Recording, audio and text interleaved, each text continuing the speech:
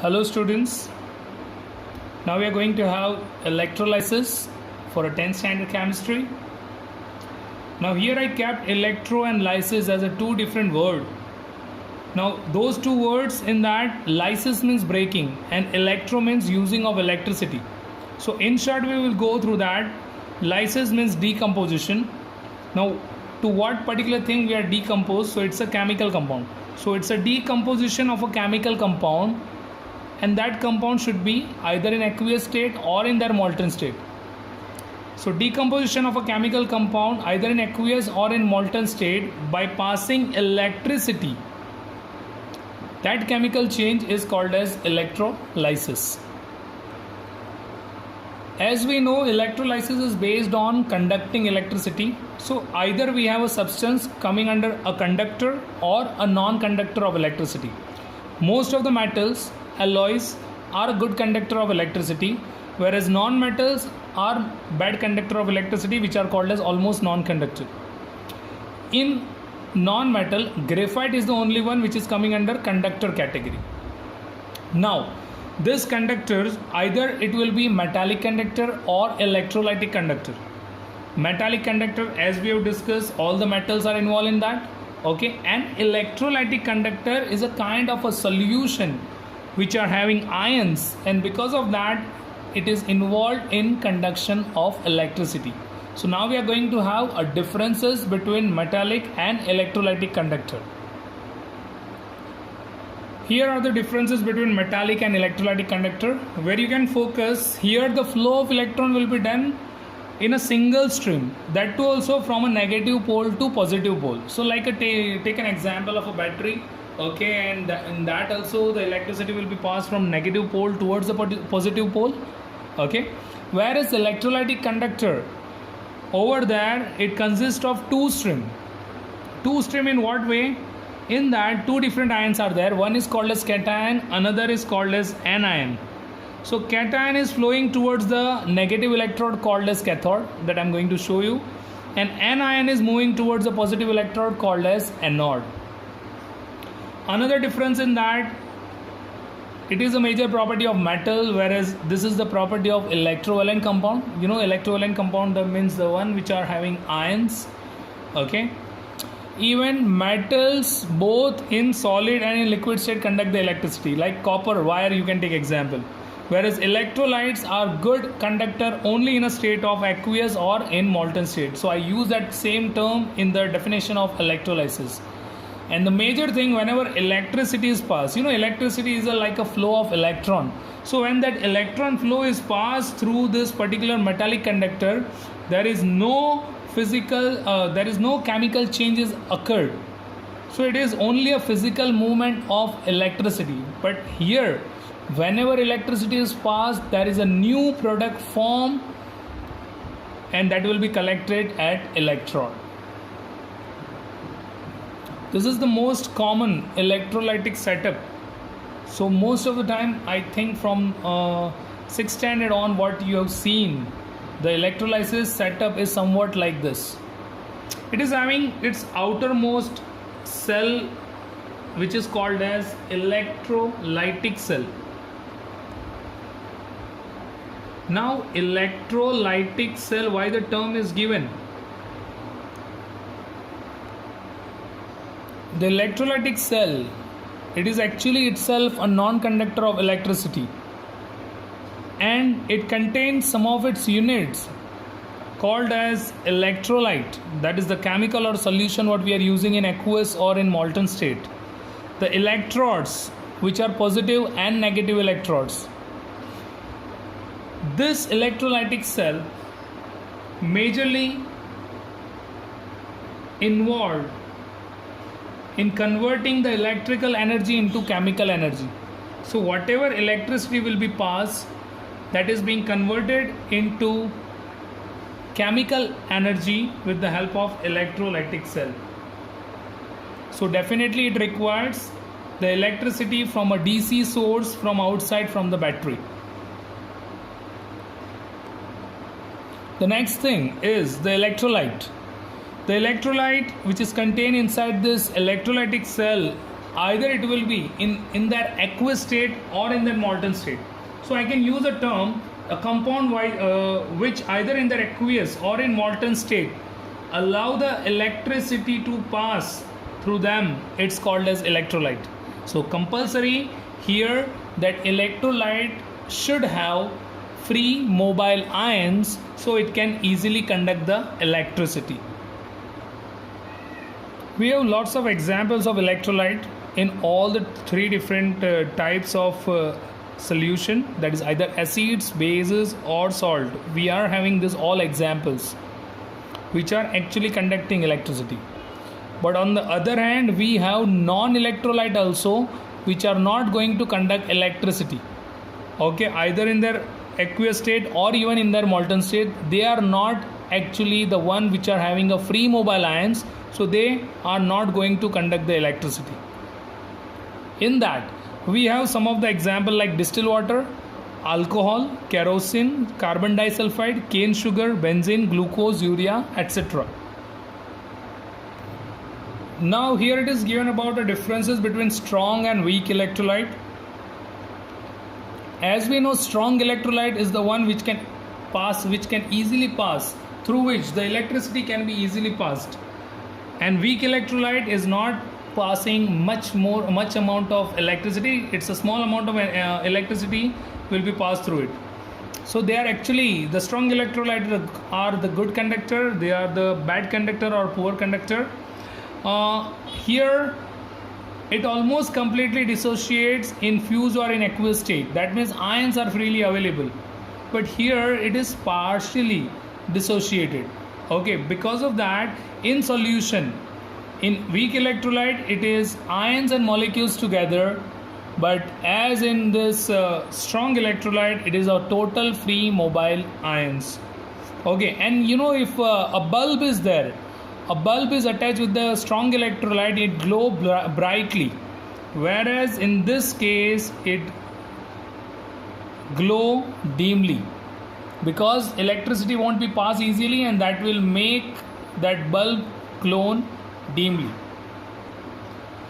Next we have the electrodes. Both the side you can see electrodes are there. One of the electrode called as cathode, another is called as anode. The cathode and anode names are given how their knobs are attached with the knobs of the battery. See, cathode is attached with the negative knob of a battery and anode attaches with the positive knob. So anode itself is a positive electrode and cathode itself is a negative electrode. Now as an electrode, what you can take? So as an electrode, metal plates, wires, graphite rods or gas carbon rods, anything can be used which can be immersed into this electrolyte.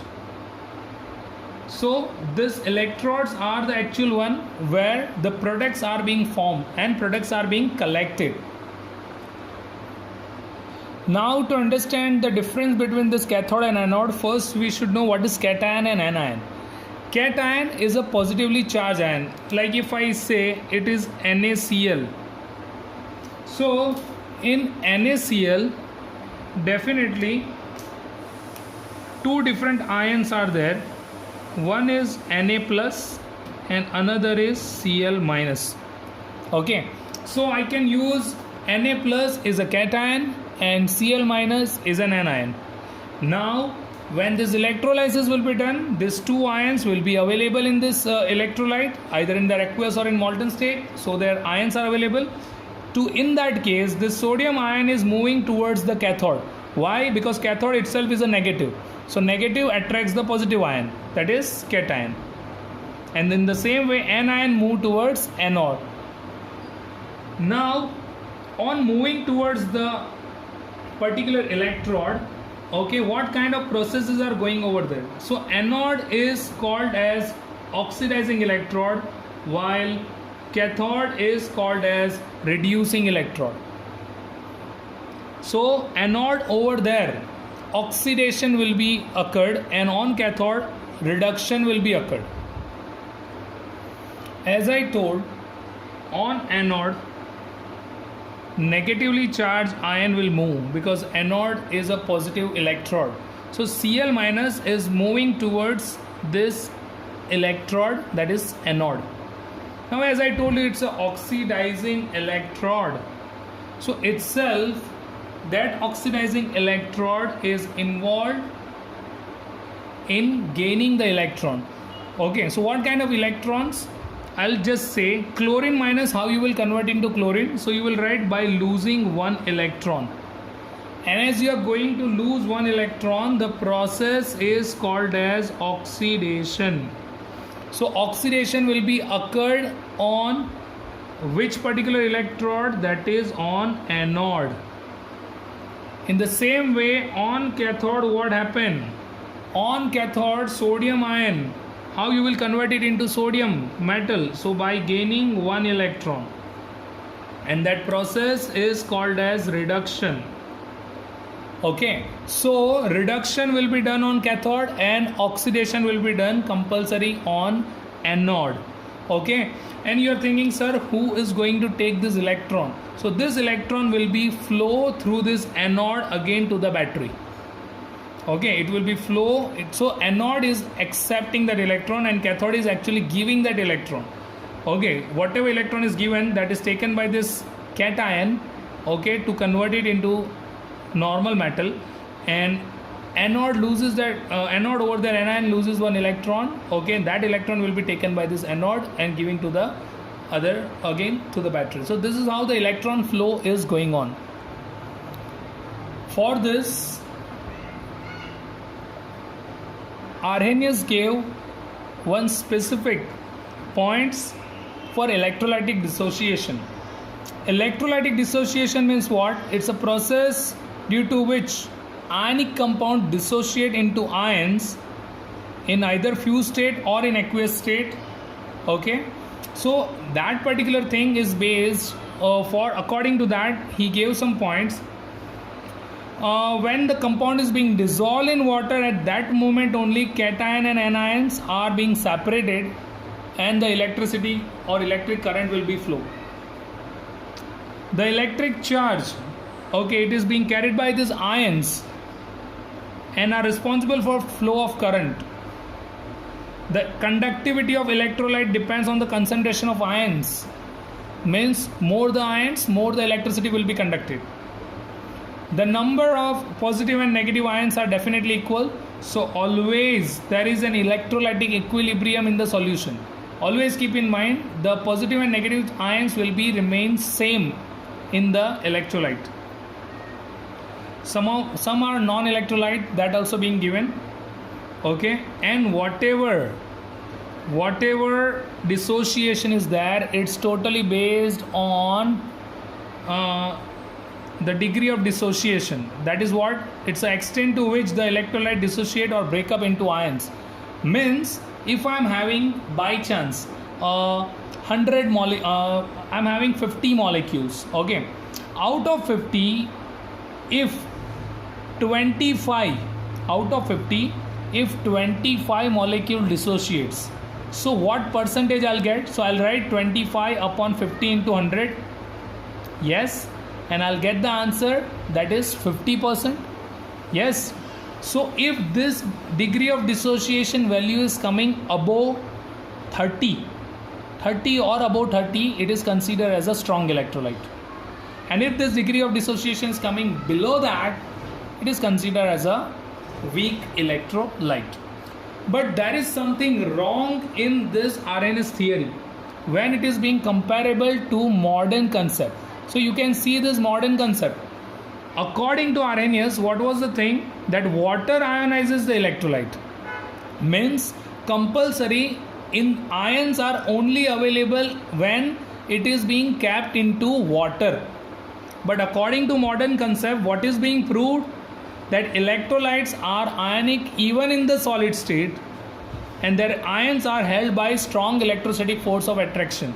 Means if I take a cube of NaCl, that cube of NaCl also contain the ions. But problem is what? Why that cube of NaCl is not conducting electricity? Because the ions are available by strong electrostatic force of attraction between them, and because of that they cannot easily conduct the electricity. So when those ions becomes mobile, okay, definitely that force of attraction will be broken and they are turning into ions and they'll conduct the electricity. So this is the major difference between Arrhenius theory and modern concept. As we are talking about electrolytic dissociation, which will be either occur in aqueous state or in molten state, so for that we have taken example of NaCl. When NaCl is kept into water, at that moment what happened? In solid state sodium chloride, okay, ions are not separately available.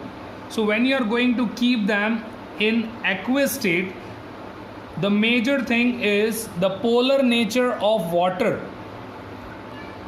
A polar nature of water, in that the oxygen atom actually exerting a pull towards the sodium ion, and it will try to separate the sodium ion from that chloride ion.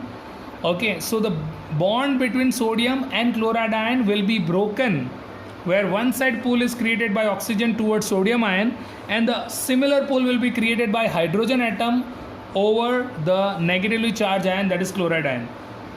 And because of that, the attraction will be broken and both are available in their ionic state. Same way, if we are talking about the molten state, in molten state also the high temperature requires to melt the attraction between those two ions. So attraction between those ions will be broken and they are being separated into the ions. So if we are going to compare that dissociation what we have discussed with the ionization, hopefully you know it's a formation of ions when it is being kept into water. So in that, molecules will convert into ions, whereas here the ions are already available, they are just being separated. This one is only possible with the polar covalent compound, whereas this one is possible with the electrovalent compound. We can see the example HCl, okay, it divides into H plus and Cl minus only in the presence of water, whereas KCl converts into K plus or Cl minus ion either in their aqueous state or in their molten state. The next topic is regarding the preferential or selective discharge of ions at electrode. Means if we are having two or more than two ions available in the electrolyte, then which particular ions should go towards the electrode and it should be discharged over there. So that is totally dependent on position of electrochemical series, position of that ions in electrochemical series. Here you can see the electrochemical series of metal or a cation, where the first member is potassium and the last member is kept platinum. Same way K plus ion and Pt4 plus ion over here. Now this chemical series is actually made on the basis of how easily the electron is being losing by the metal. The one which can easily lose the electron, it's coming at the top, and the one which has difficult to lose the electron, it's coming in the bottom. So based on the ease with which atoms of metal lose electrons to form positively charged ion, the metal are arranged in that series and it's called as electrochemical series. Now this electrochemical series are having some specific feature, and those salient feature, as you will focus, the metal higher in the position in the series displaces the lower one. Means if Fe and copper both are available in a solution, then which particular ion will go first and discharge? So always keep in mind, when chemical reaction is going on, at that time the stronger one easily displaces the weaker one. In this given equation you can see iron, when it reacts with the copper sulfate, what happened? The product is formed FeSO4, means iron has displaced this copper and the compound is formed FeSO4. So according to the first point, the metal in top in the series displaces the one which is lower in the position. Even metal below hydrogen cannot displace hydrogen from the acid. Means if I write Zn plus HCl, this is the acid, then definitely you can tell me the product ZnCl2 plus H2. But if I write Cu plus HCl, then there is no reaction possible. Why? Because position of hydrogen is in the upper level as compared to copper in the series. Check the series in that hydrogen is coming first and then copper is coming. So whatever this bottom metals are there, when they are reacting with acid, they will definitely not producing hydrogen gas with the acids. Another point is there in this series, the metal atoms which form their ions most easily, like potassium, like calcium, like sodium, they are easily losing the electron and forming the ions. But for them it is very difficult to gain the electron at the time of discharging towards the electrode. Means we can just say in an electrolyte right now K plus ion and Cu2 plus ions are available. Inside this electrolyte right now you can see K plus ion is also there, Cu2 plus ion is also there. Then which particular ions will be moving towards the cathode first and it gets discharged over there. So potassium can easily lose electron, okay, and converting into K plus, that we know. But as compared to that, copper losing 2 electron and converting into Cu2 plus is little difficult. But the reverse thing is easy for them. Means copper Cu2 plus ion, Cu2 plus ion can easily gain the electron and converting into Cu as compared to potassium, ion, K plus ion. Means what? If in a solution K plus and Cu2 plus are there, the one which is coming higher in the series, top in the series, cannot discharge first. It will help the one which is lower in the position, and because of that Cu2 plus ion first it discharge and convert into Cu. So always keep in mind the one which is lower in the series get discharged first, means it goes towards the electrode first. Same way a series is there for anion also, where on the top sulfate ion is there and in the bottom hydroxyl ion is there, okay. So if in a solution by chance SO4 2- and OH- ions are available, then which ion is getting discharged first? Same way OH- ion only. OH- ion can easily loses 1 electron and convert into OH. Okay, this is easily done by this radical OH- ion as compared to sulfate ion. So always it's a rule, the one which is coming lower in the position, it gets discharged first towards the electrode. Now second point over here in preferential discharge is relative concentration of ion. Relative concentration of ion means if a solution is taken in the concentrated form, then that solute concentration will be higher and solvent concentration will be lower. That means the amount of water, okay, in that solution will be lower as compared to the amount of solute. And to have that specific example, I just want to show you the preferential discharge of relative concentration based on relative concentration of ions, okay, with an example of NaCl. As we are going to focus here, first dilute copper sulfate solution is taken. So dilute copper sulfate solution means it's totally having copper sulfate and water together. So copper sulfate containing Cu2 plus ion and SO4 2- ion, water contain H plus and OH- ion. Now definitely you can say dilute solution is there. So whose concentration is more? H plus and OH minus concentration. Okay, but ions migrating towards cathode, migrating towards the cathode is Cu2 plus and H plus. But here copper is having more capability to reduce. That's why Cu2 plus ion, okay, and it's coming lower in the position, na? That's why Cu2 plus ion is getting discharged, okay, convert by gaining 2 electron, it discharge in the form of copper. While on anode, you can see out of this 2 electron, OH minus is coming in the bottom, so it gets discharged by losing 4 electron over there. Okay, same way if I'm taking dilute NaCl, so definitely you can say H plus ion is coming in the lower in the series, that's why that particular ion is discharged. See, Na plus and H plus in that, H plus discharge, and in Cl minus and OH minus ion, OH minus only will go because it's a diluted one. Okay, but the problem with the concentrated one, see, concentrated solution of NaCl, that means definitely you can say Na plus and Cl minus concentration is high.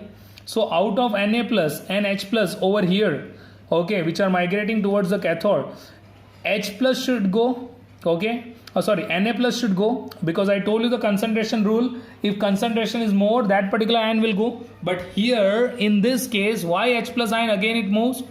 Here it's not a rule of electrochemical series.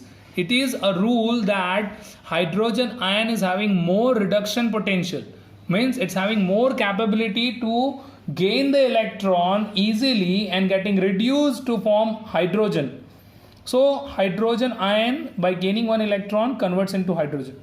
But on the other hand, Cl minus concentration is more, okay, and that Cl minus and OH minus in that Cl only will move because concentration of Cl minus is more. Okay, so it get discharged in the form of Cl over there.